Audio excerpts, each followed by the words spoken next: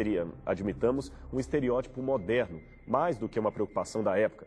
Porém, ele mudou a opinião graças ao achado de novas evidências. A empregada, na verdade, era outra, a múmia de Sitre-Im, que seria a dona da tumba e ama de leite de Hatshepsut, que, por alguma razão, teve o seu corpo transferido para o jazigo daquela que cuidou dela em vida. Uma evidência bastante forte veio na forma de um dente molar dentro desta caixa de madeira, inscrita com o nome de Hatshepsut e encontrada em 1881 num grupo de múmias reais recolhidas e escondidas por segurança no templo de Deir al-Bahari, a cerca de 1 quilômetro da tumba original. Durante o embalsamamento, era comum a separação de alguma parte do corpo, neste caso um dente, e a sua preservação nestas caixas. Um dente é como uma impressão digital, explicou Hawass, e é 100% definitivo. O dente que estava na caixa e que teria sido da rainha tem 1,8 centímetros de largura e, coincidência das coincidências, a múmia encontrada também tinha um dente faltante exatamente com as mesmas proporções. Estas são as radiografias computadorizadas do dente encontrado na caixa e também da mandíbula da múmia, feitas pelo Dr. Gaal El-Beheri, da Universidade do Cairo. Outro professor de ortodontia, o Dr. Zahia Zakaira, ainda examinou todas as múmias que supostamente pudessem ser de Hatshepsut e concluiu que o dente se encaixa perfeitamente apenas na mandíbula superior da múmia apresentada por Hawass. Especialistas também estão fazendo exames de DNA e os resultados preliminares mostram semelhanças do material genético desta múmia com a de Ahmose Nefertari, esposa do fundador da 18ª dinastia e possível antepassada de Hatshepsut. Para os que se interessam por historiografia bíblica, o achado da múmia de Hatshepsut tem um sabor especial pela possibilidade desta ter sido a mãe adotiva de Moisés. A palavra de Deus afirma que os filhos de Israel gemiam sob a escravidão e, por causa dela, clamaram e o seu clamor chegou a Deus. Ouvindo Deus o seu gemido, lembrou-se da aliança com Abraão, com Isaque e com Jacó. E viu Deus os filhos de Israel e atentou para o seu sofrimento. Êxodo 2, 23 a 25. Ele levantou um libertador chamado Moisés de maneira maravilhosa, salvo das águas do rio Nilo. A história de Moisés foi mais ou menos assim. Devido ao crescimento do povo hebreu, Faraó temeu que eles acabassem se tornando numerosos o bastante para fazer uma rebelião.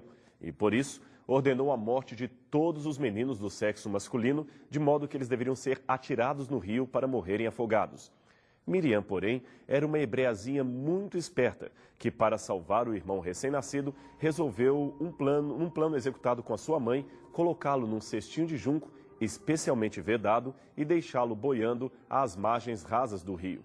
É bem provável que elas soubessem que ali à frente, no rio Nilo, a filha de Faraó estaria tomando o seu banho de sol e, naquela hora, como os egípcios consideravam sagrada a dádiva do Nilo, a princesa poderia interpretar a chegada do cestinho da criança como sendo um presente dos deuses, o que faria com que ela tomasse afeto pelo bebê. E foi exatamente isso que aconteceu. A princesa viu o pequeno barquinho de junco trazendo o neném e resolveu adotá-lo como seu próprio filho.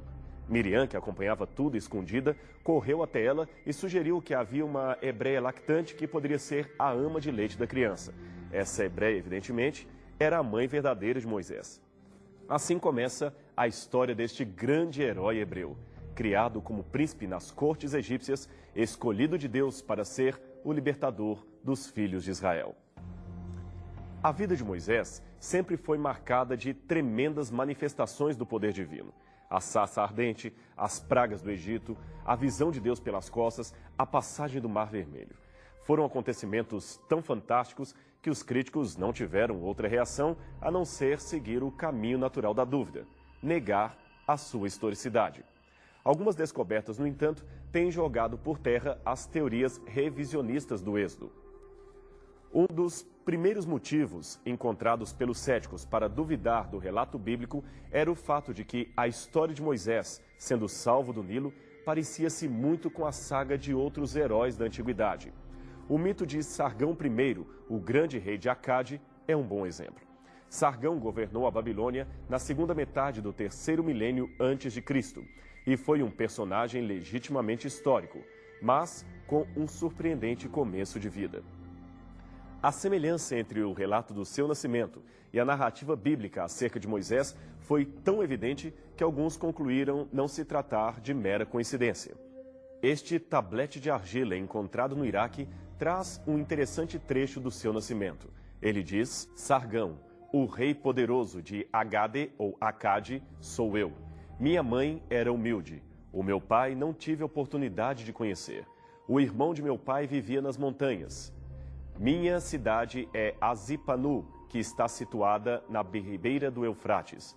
Minha mãe me concebeu em secreto ela me deu à luz. Ela me colocou num cesto de juncos e fechou a tampa com betume. Ela me colocou no rio Eufrates, que não me submergiu. O rio me levou boiando até aqui, o regador das águas.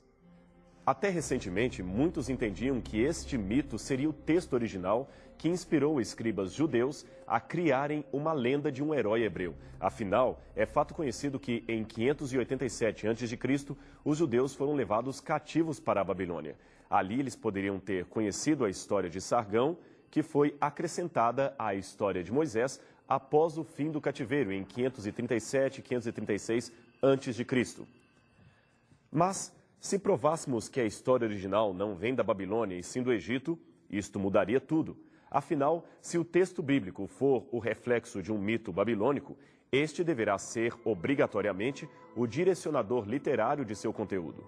Logo, devemos ir direto ao texto hebraico e descobrir que cultura está por detrás de sua trama, a babilônica ou a egípcia. Respondendo a esta problemática textual, o egiptólogo James Hofmeyr, da Trinity International University, em Illinois, Estados Unidos, e autor do livro Israel no Egito, demonstrou, numa pesquisa recente, que, ao contrário do que se esperava, o pano de fundo do Êxodo não é nem de longe o reflexo das mitologias babilônicas. Seu texto original encontra-se permeado de antigos termos técnicos egípcios que não faziam parte do vocabulário hebraico, muito menos do babilônico usado durante e após o exílico. Palavras-chave da trama como cesto, junco, papiro, linho, ribeira, etc., são inquestionavelmente egípcias, e não era de se esperar que um escriba judeu do cativeiro as conhecesse tão bem. Principalmente nessa época, a língua egípcia já havia sofrido modificações profundas, especialmente na escrita, e muitos desses termos estavam, durante o cativeiro, em desuso. Logo, a familiaridade do autor sagrado, do autor do Êxodo, com essas palavras, demonstra que ele só as poderia ter conhecido durante um momento em que viveu nas cercanias do Nilo, num período e tempo muito distantes do cativeiro. De todas as palavras, no entanto, nenhuma oferece maior pista do que o nome do herói em si. Moisés, longe do que deveria ser caso se tratasse de uma lenda semita, não é um nome hebreu, mas egípcio. Sua raiz está no verbo mes ou masé, que quer dizer nascer, ou ainda meseen, nascido de. Hoje, a maioria dos historiadores reconhece o antigo costume egípcio de colocar nas crianças nomes reais em homenagem aos deuses. Assim, os nomes dos nobres eram, via de regra, a junção de um verbo, geralmente o verbo meseen, nascer, e o nome de uma divindade. Entre os nomes desse tipo, poderíamos mencionar Amose, o deus da lua nasceu, ou nascido do deus lua; Ramose, o deus sol nasceu; Tutmose, Tot, outra forma do deus lua, nasceu; Pitamose, Pitá, o deus criador, nasceu. Assim, é possível que a omissão do nome de uma divindade egípcia no nome de Moisés se explicaria provavelmente pelo fato de que ele renunciou ao culto idólatra quando atingiu a maioridade. Por isso, seu nome ficou sendo apenas Mose, ou Moisés, sem o complemento divino que talvez existiu na sua infância. Essa é realmente uma sugestão bastante plausível, levando-nos a crer que, originalmente, o líder hebreu teria um deus egípcio acoplado ao seu nome, mas renunciou a esse complemento quando fugiu para o deserto. Quem sabe esse deus não poderia ser o próprio Rapi, o deus do Nilo, de modo que, originalmente, o seu nome seria Rapimose, com o sentido de nascido do Nilo. É claro que se trata de uma conjectura, e a Bíblia não diz nada a esse respeito. Mas sabemos por outras passagens que houve homens e mulheres que mudaram seu nome ao aceitar uma especial missão dada por Deus. Abrão, que passou a ser Abraão, é um caso clássico. Seja como for, o fato do texto correlacionar o nome de Moisés com o sentido de tirado das águas, embora ainda não tenha sido explicado com absoluta certeza, aponta para esta possibilidade.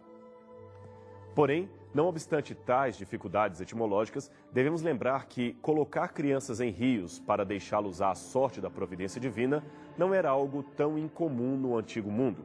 O caso de Rômulo e Remo, os